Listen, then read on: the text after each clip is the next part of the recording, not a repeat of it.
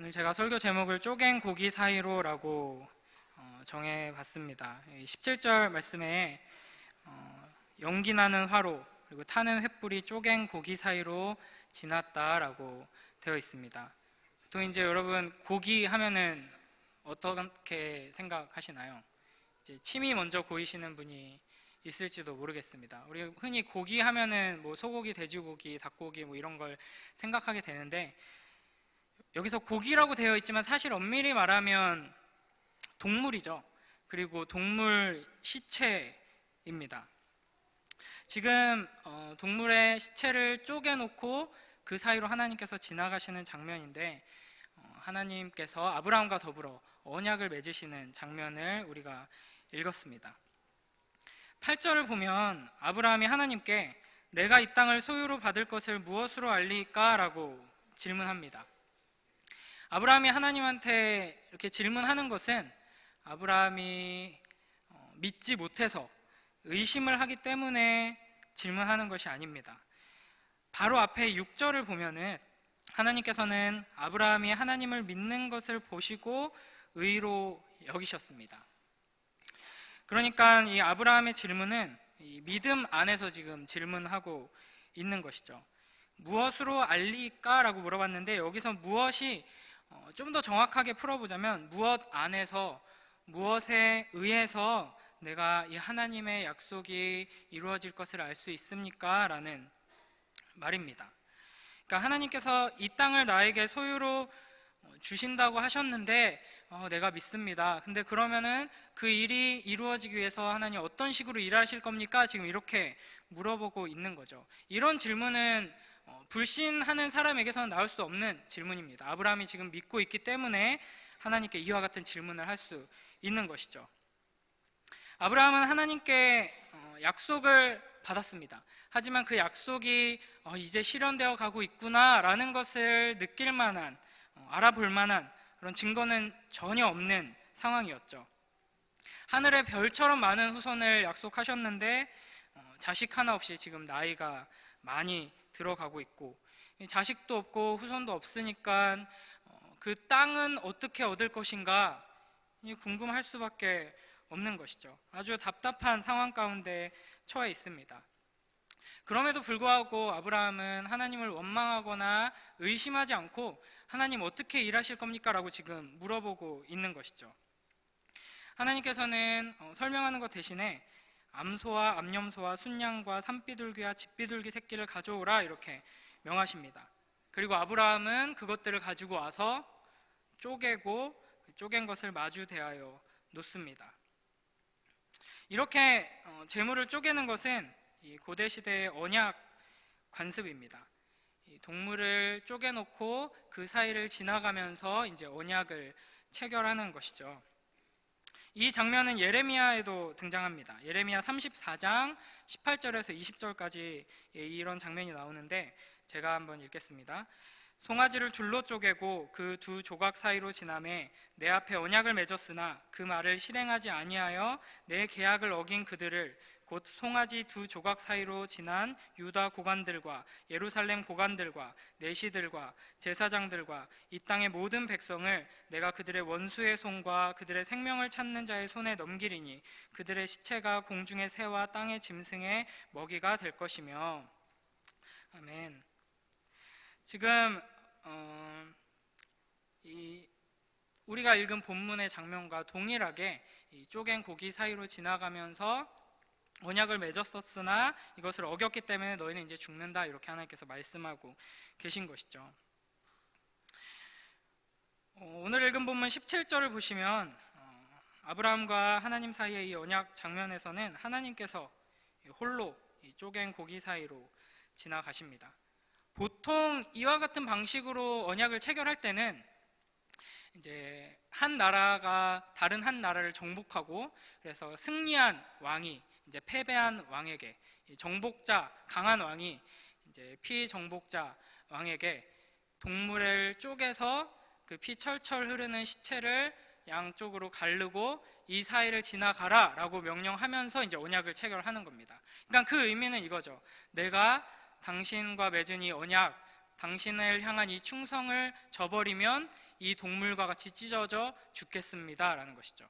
이제 정복자 왕에게는 그 피정복자 왕과 그 나라를 보호할 의무가 있습니다. 그런데 하나님께서는 아브라함을 부르셔서 자, 이제 나와 언약을 맺자. 동물을 데리고 와라. 동물을 죽여라. 찢어라. 펼쳐놔라. 지나가라. 이렇게 하지 않으시고 하나님께서 그 사이로 지나가고 계십니다. 이걸 통해서 우리는 알 수 있는 것이죠. 하나님께서 아브라함과 그리고 우리와 맺으시는 언약은 우리에게 어떤 의무를 주시고 우리에게 어떤 책임을 주시는 그런 의무가 아니라 하나님께서 친히 그 언약을 모두 이루시는 것이다. 이걸 우리는 이 장면을 통해서 볼 수 있습니다. 하나님께서 언약을 우리에게 주시고 또 하나님께서 그 언약을 이루시는데, 그렇다면 어떤 방식으로 이루시는가? 바로 하나님의 쪼개짐을 통해서 이 언약을 완성할 것이다. 이것을 암시하고 있습니다. 그래서 아브라함을 지나가게 안 하시고 하나님께서 친히 지나가신 것이죠. 우리가 성경 전체를 통해서 확인할 수 있고 또 우리를 주변을 둘러보면 그리고 나 자신을 보면 확인할 수 있는 것이 있습니다. 우리는 하나님의 말씀을 온전히 지킬 수 없다. 하나님과 맺은 이 약속에 신실하게 우리가 거할 수 없다라는 이 사실을 우리는 알 수 있죠. 성경이 말하는 바도 사실 이와 같습니다. 성경이 인간에 대해서 우리에게 가르쳐 주는 바, 우리에게 교훈하는 것은 너희는 할 수 있다. 열심히 노력하면 뭐든지 이룰 수 있다. 위대한 일을 할 수 있다. 우리가 성경을 읽으면서 뭐 이런 메시지를 받을 수도 있습니다. 하지만 궁극적으로 성경이 우리에게 반복적으로 가르쳐 주는 것은 너희는 안 된다. 너희는 뭘 해도 다 망한다. 너희 스스로 너희의 노력으로 너희의 공로로 너희의 힘으로 너희가 처한 이 비참한 상황에서 벗어날 수 있는 가능성은 전혀 없다. 우리가 하나님 앞에서 하나님께 행할 수 있었던 것은 단 하나, 하나님을 배반하고 하나님께 불순종한 것 밖에 없는 것이죠. 나머지는 다 하나님께서 하셨습니다. 하나님께서 알고 계셨죠. 우리가 그런 존재라는 것을. 우리가 할 수 있는 것이라고는 하나님 말씀 무시하고 하나님 배반하고 이것밖에 없다는 거 하나님 알고 계셨습니다. 그래서 하나님께서는 이 처음부터 네가 이 언약을 지키고 이루고 완성할 수 없다는 것을 내가 잘 안다. 그래서 내가 너를 위해서 이 동물과 같이 쪼개지고 찢어져서 나의 죽음으로 이 언약을, 너를 향한 이 사랑을 완성할 것이다 라는 것을 오늘 아브라함과 언약을 맺으시는 이 장면을 통해서 보여주고 계시는 것입니다. 참 이상한 말이죠. 하나님의 쪼개짐, 이 동물 시체가 반으로 찢어진 것처럼 하나님이 찢어지신다. 그런데 이 하나님의 쪼개짐이 어디에서 성취되었을까요? 초등부였다면 아주 크게 이제 십자가라고 외쳤을 테지만, 바로 십자가에서 그 하나님의 쪼개짐이 휘장이 위에서 아래로 찢어짐으로, 또 죄 없으신 예수 그리스도께서 쪼개지심으로, 찢어지심으로 실현되었습니다. 그러니까 결국 이 창세기 15장의 이 언약의 장면은 예수 그리스도의 십자가를 보여주고 있는 것입니다. 내가 나의 쪼개짐으로 나의 백성을 세우겠다. 나의 쪼개짐으로 교회를 세우겠다. 이것을 보여주시는 것입니다. 아브라함은 믿음의 질문을 던졌습니다. 하나님께서 주신 이 약속 어떻게 이루실 것입니까? 이에 대해 하나님께서는 언제쯤 이런 일이 일어날 거고 언제쯤 되면은 이렇게 해서 내가 이렇게 이루어 주겠다라고 말씀하지 않으시고 나의 쪼개짐으로 내가 이루겠다라고 말씀하십니다. 그러니까 내가 다 할 거니까 네가 뭘 하려고 하지 말아라. 네가 뭘 하려고 하면 할수록 더 엉망이 될 뿐이다. 실제로 이 장면 바로 뒤에 아브라함은 분명히 하나님께서 4절에서 네 몸에서 날 자가 내 상속자가 되리라 라고 하셨는데 이제 종의 그 여종을 통해서 이스마엘을 낳는 꼼수를 이제 부리게 되죠. 그러니까 하나님께서는 아브라함에게 내가 다 하겠다라면서 언약을 맺고 계십니다. 13, 14절 보시면 하나님께서는 아브라함의 자손이 태어나지도 않았는데 이 미래 후손들이 종살이 할 것을 예언하고 계십니다. 13절에 400년, 그리고 16절에 4대, 이 아주 긴 시간을 의미하고 있습니다. 이것이 바로 하나님의 사랑의 방식입니다. 우리가 뭐 딱히 교육 전문가가 아니어도 상식적으로 다 아는 사실이 있는데, 이 아이들에게 자기가 원하는 대로 다 할 수 있게 해주고 원하는 거 다 베풀어주면 그 아이는 훌륭한 아이가 되지 않겠죠. 망가지겠죠. 이 아이를 망가뜨리는 아주 지름길입니다. 해달라는 거 다 해주고 원하는 거 다 누리게 해주고. 이 인간의 본성이 악하기 때문인데요. 그래서 하나님께서는 하나님의 백성이 노예 생활부터 시작하게 하십니다. 그리고 하나님의 때가 되면 오랜 시간이 지나서 그들에게 노역시키는 나라, 그 나라를 반드시 징벌하실 것이고 또 그들이 큰 재물을 이끌고 나오게 될 것이다 라고 말씀하십니다. 아브라함에게 이걸 지금 말씀하셨는데요. 이게 실제로 우리가 알듯이 출애굽기에서 성취가 됩니다. 출애굽기 12장 35절 36절 말씀 제가 읽겠습니다.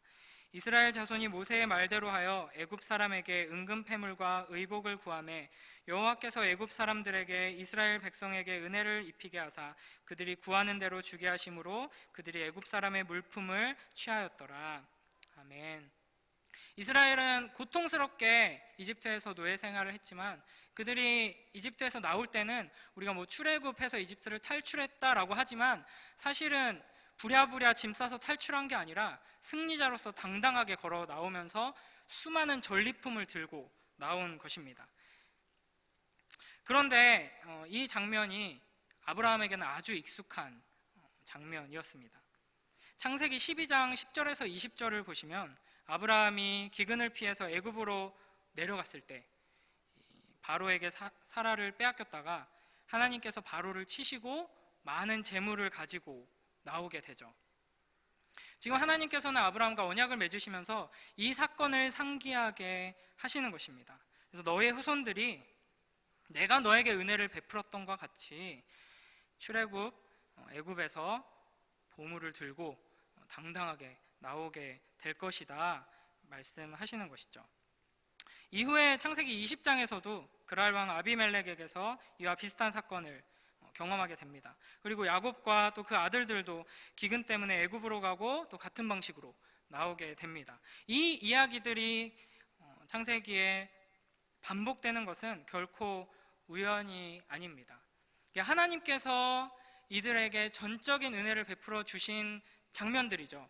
아브라함이 뭘 잘했기 때문이 아니고 오히려 반대죠. 하나님 말씀에 불순종했고 하나님을 신뢰하지 못했고 그렇게 네 좀 뭐 하려고 하지 마, 그냥 제발 가만히 좀 있어라고 했는데 자꾸 뭘 하려고 하다가 하나님 뜻에서 어긋나는데 그럼에도 불구하고 하나님께서는 놀라운 축복으로 이끌어 주시는 장면들입니다. 아브라함은 먼 훗날 바다의 모래알 같은 하늘의 별과 같은 자기의 후손들이 이집트에서 승리자로서 당당하게 전리품을 들고 걸어 나올 것을 이미 자기 삶에서 경험을 한 것입니다. 아브라함은 이미 출애굽을 경험했던 것이죠. 출애굽이 무엇입니까? 바로 예수 그리스도의 십자가 사건의 예표라고 할 수 있죠. 우리는 그래서 출애굽 이 사건들을 통해서 성도의 삶이 하나님께서 이끌어 가시는 이 성도의 여정이 어떠한가를 볼 수 있습니다. 하나님은 하나님의 백성들이 약속의 땅에 들어가는 방법 그리고 그 과정이 오로지 하나님의 은혜로만 된다라는 것을 이 아브라함의 삶과 아브라함의 자손 후손들의 삶과 또 이스라엘의 역사와 그 사건들을 통해서 우리에게 교훈하고 계시는 것입니다. 또한 13, 14절 하나님께서 아브라함의 후손에 대해 예언하신 이 말씀은 하나님께서 이스라엘을 어떻게 이 큰 민족으로 만드시고 축복하시고 이끄시는가 하는 것에 대한 예언이면서 동시에 하나님께서 하나님의 백성들, 하나님의 백성인 교회를 우리들을 어떻게 만들어 가시는가에 대한 큰 그림이라는 것이죠. 이 땅에 사는 동안 우리들은 나그네와 같은 삶을 살게 됩니다. 여러 가지 어려움, 또 고통, 고난을 당하며 살아가죠. 그러나 우리를 괴롭히던 이 모든 세력들이 결국에는 하나님의 심판 앞에서 무너지게 될 것입니다. 그리고 우리는 그 시간을 다 견디고 승리의 나팔을 불며 많은 전리품을 들고 당당하게 하나님께로 나아가게 될 것입니다. 우리가 이것을 붙들어야 하는 것이죠. 지금은 비록 우리가 노예와 같은 비참한 모습일지라도 하나님의 계획대로, 하나님의 언약대로 이 모든 역사를 주관하시고 우리의 모든 삶을 세밀하게 인도하시는 그 하나님께서는 결국 우리에게 승리를 안겨주실 것이다. 우리는 이것을 기대하고 소망하고 붙들며 나아가야 하는 것입니다. 우리 또한 18절에서 21절까지 보시면 하나님께서 최초로 이 약속의 땅의 정확한 경계를 말씀해 주고 계십니다. 여기서 내 자손에게 주노니 라는 표현이 우리말로는 이제 줄 것이다, 뭐 아니면 준다 이렇게 볼 수 있지만 히브리어로 보면은 주었다라는 이제 완료형입니다. 아브라함의 자식이 아직 태어나지도 않았는데 이 미래의 후손들에게 이 땅을 이미 하나님께서 주셨다라는 것입니다. 그리고 약 1000년 후 다윗과 솔로몬 때에 이 땅이 이스라엘의 땅이 되죠. 그래서 사무엘하 7장 12절, 13절 제가 읽겠습니다. 내 수완이 차서 내 조상들과 함께 누울 때에 내가 내 몸에서 날 내 씨를 내 뒤에 세워 그의 나라를 견고하게 하리라. 그는 내 이름을 위하여 집을 건축할 것이요 나는 그의 나라 왕위를 영원히 견고하게 하리라. 아멘. 하나님께서는 이 아담으로부터 에녹, 노아를 거쳐서 아브라함에게 오면서 계속해서 언약을 맺으시는데 이 같은 언약을 계속 갱신하십니다. 그러면서 점점 더 구체적으로 말씀하시죠. 그것이 이제 결국 이 이스라엘 왕국으로 실현이 되면서 더 구체적으로는 영원한 왕국에 대한 말씀으로 이제 드러나게 됩니다. 이 다윗 왕국, 영원한 왕국에 대한 약속을 이스라엘은 우리 이스라엘이 영원하다는 거구나 라고 이해했지만 우리는 이제 성경 전체를 가지고 있기 때문에 이것이 영원한 하나님 나라, 영원한 왕이신 예수 그리스도께서 통치하는 나라라는 것을 우리는 알 수 있습니다. 이런 식으로 하나님의 언약은 단순히 아브라함에게 주어져서 아브라함에게서 완성되는 것이 아니라 노아에게 주어져서 노아에게서 완성되는 것이 아니라 계속해서 이어져서 결국에는 우리에게까지 주어지는 것입니다. 예수 그리스도를 통해서 완성되었고 지금 여기에 있는 우리에게까지도 그 언약이 적용되는 것입니다. 하나님께서는 아브라함에게 그 땅을 주겠다가 아니라 주었다라고 하신 것처럼 우리에게도 그렇게 말씀하십니다. 골로새서 1장 13절 말씀입니다. 그가 우리를 흑암의 권세에서 건져내사 그의 사랑의 아들의 나라로 옮기셨으니 내가 너희를 옮기겠다 그러니 좀 참으라가 아니라 내가 너희를 옮겼다라고 말씀하십니다. 갈라디아서 5장 24절 말씀입니다. 그리스도 예수의 사람들은 육체와 함께 그 정욕과 탐심을 십자가에 못 박았느니라. 정욕과 탐심을 이미 우리는 십자가에 못 박았습니다. 골로새서 3장 9절 10절 말씀입니다. 너희가 서로 거짓말을 하지 말라. 옛사람과 그 행위를 벗어버리고 새 사람을 입었으니 이는 자기를 창조하신 이의 형상을 따라 지식에까지 새롭게 하심을 입은 자니라. 아멘. 물론 이제 새 사람을 입으라라고 말씀하시기도 하지만 여기서는 새 사람을 입었다라고 말씀하십니다. 이런 구절들은 다 과거 완료형으로 주어지고 있습니다. 우리는 이미 예수 그리스도 안에서 새 생명을 얻었습니다. 하나님께서 우리에게 약속하신 그리고 이미 주신 그 놀라운 축복들이 우리에게 있습니다. 그 믿음으로 하나님께서 주신 그 복과 생명을 붙들고 받아서 누리는 우리 모두가 되었으면 좋겠습니다. 그러나 이제 우리의 현실은 어떠한가? 요한일서 5장 18절입니다. 하나님께로부터 난 자는 다 범죄하지 아니하는 줄을 우리가 아노라. 하나님께로부터 나신 자가 그를 지키심에 악한 자가 그를 만지지도 못하느니라. 아멘. 이 하나님께서 제가 이제 쓰레기통 비유에서 말씀드렸던 이 구절인데, 이 사탄이 먼저 들어와 있는 이 하나님의 심판을 받은 이 쓰레기통과 같은 이 세상에 살고 있는 우리에게 하나님께서 악한 자가 내가 택한 나의 백성들을 만지지도 못한다라고 하나님께서 말씀하십니다. 아멘이죠. 그런데 바로 앞에 하나님께로부터 난 자는 다 범죄하지 아니하는 줄을 우리가 아노라 이렇게 말씀하십니다. 범죄하지 아니하시나요? 이 참 애매하죠. 우리가 범죄하지 아니하는 줄을 우리가 알지 아니하지만 범죄를 하지 않고 범죄를 하죠, 우리가. 그런데 하나님께서 분명히 하나님께로부터 난 자는 다 범죄하지 아니한다 이렇게 말씀하십니다. 요한일서 3장 9절에도 하나님께로부터 난 자마다 죄를 짓지 아니하나니 이는 하나님의 씨가 그의 속에 거함이요 그도 범죄하지 못하는 것은 하나님께로부터 났음이라. 아멘. 우리 하나님께로부터 났습니다. 그 하나님의 씨가 우리 안에 있습니다. 그럼 범죄하지 않는다 말씀하셨는데 범죄하잖아요. 그럼 뭐가 잘못된 걸까요? 우리가 가짜인 걸까요? 이런 두려움에 휩싸일 때도 있지만 사실 여전히 악한 본성이 남아있는 우리에게는 죄의 모양이 계속 나타납니다. 옛사람의 습관이 여전히 남아있죠. 그러나 하나님께서 택한 자들, 새 생명을 주신 자들, 이 안에 성령께서 살아 움직이는 자들, 예수 그리스도의 형상으로 닮아가는 그 성화의 여정 가운데 하나님께서 인도하고 계시는 그 자들의 그 실수와 죄악된 행동들과 넘어짐, 부패한 본성에서 나오는 그 모든 악행들을 하나님께서는 죄라고 부르지 않으신다는 것입니다. 이것이 복음입니다. 이것이 하나님께서 우리에게 주시는 은혜입니다. 미국 노예 해방 후에 이제 흑인들이 자유인이 되었습니다. 수많은 세월 동안 고통당하고 채찍질당하고 핍박당하고